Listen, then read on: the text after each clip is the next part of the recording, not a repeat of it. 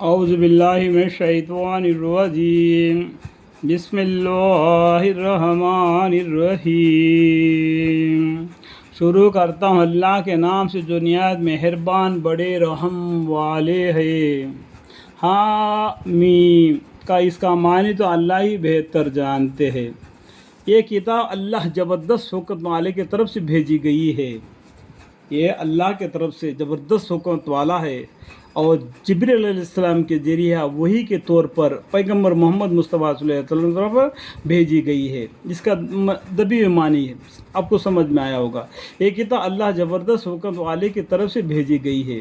ہم نے آسمان اور زمین کو اور جو ان کے درمیان میں ہے حکمت کے ساتھ ایک میعاد معین کے لیے پیدا کیا۔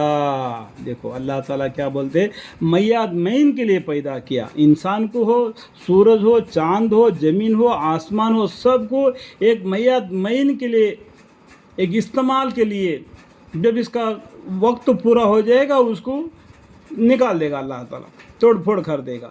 اس نیت سے ان کو بنا دیا۔ سمجھ گیا اس کا معنی؟ ہم نے آسمان اور زمین کو اور جو ان کے درمیان میں ہے حکمت کے ساتھ ایک میعاد معین کے لیے پیدا کیا۔ دیکھو انسان بھی دنیا میں آتا ہے، اس کا زندگی جتنا ہے گزر کر چلے جاتا ہے۔ اسی طریقے سے جب قیامت آئے گا چاند بھی بے نور ہو جائے گا، چاند کا کیا مجال ہے، سورج بھی بے نور ہو جائے گا اور سب جھڑ پڑیں گے زمین پر اور آسمان بھی ٹوٹ کر جائے گا۔ یعنی اذا زلزلت الارض زلزالها یا سورہ پڑھنے سے آپ کو معلوم ہو جائے گا۔ اور بھی اللہ تعالیٰ زمین کو لپٹ کر اپنے بائیں ہاتھ میں پکڑیں گے اور ساتھ آسمان کو لپٹ کر اپنے دہنے ہاتھ میں پکڑیں گے، اور لوگ میدان حشر میں ہوں گے اور حساب کتاب کے لیے۔ اس ٹائم پر تانبے کا زمین ہوگا، سورج سر پر ہوگا، نیزہ پر۔ تو بزرگ لوگوں کے قصے میں بھی یہ آپ کو معلوم ہو جائے گا، نور نامہ پڑھنے سے بھی معلوم ہو جائے گا۔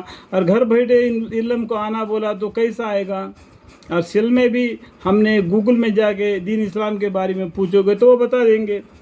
تو الٹے سلٹے کامیں کر کے اپنے عمر کو ایسا ہی نہیں کھونا۔ میرے بھائی مسلمان بھائیوں کو میں ایک پیغام دے رہا ہوں، ٹھیک ہے؟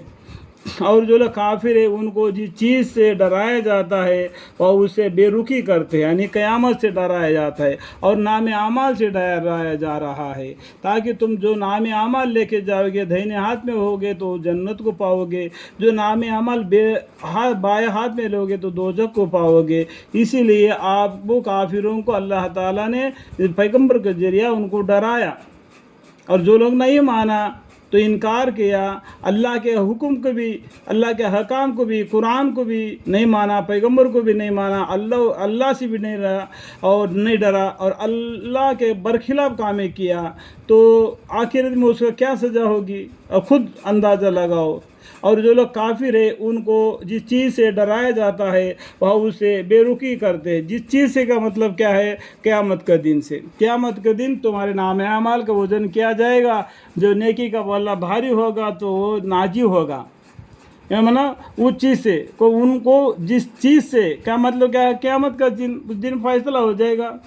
یعنی آپ کہیے کہ یہ تو بتلاؤ جس چیز کہ تم خدا کو چھوڑ کر عبادت کرتے ہو، مجھ کو یہ دکھلاؤ کہ انہوں نے کون سی زمین پیدا کی ہے جو مورتوں کو آپ لوگ بناتے ہو اور اس کی عبادت پر لگے رہتے ہو، اس کو ان لوگوں نے کون سی چیز کو بنایا؟ آسمان کو بنایا، زمین کو بنایا، کوئی مخلوقات کو بنایا؟ کچھ بھی نہیں بنایا۔ وہ بھی ایک دن مخلوقات تھے، لیکن ان کا صورت شکل ایسا ہے کر کے تم کیسا بنا سکتے ہو؟ ان کو کیا معلوم؟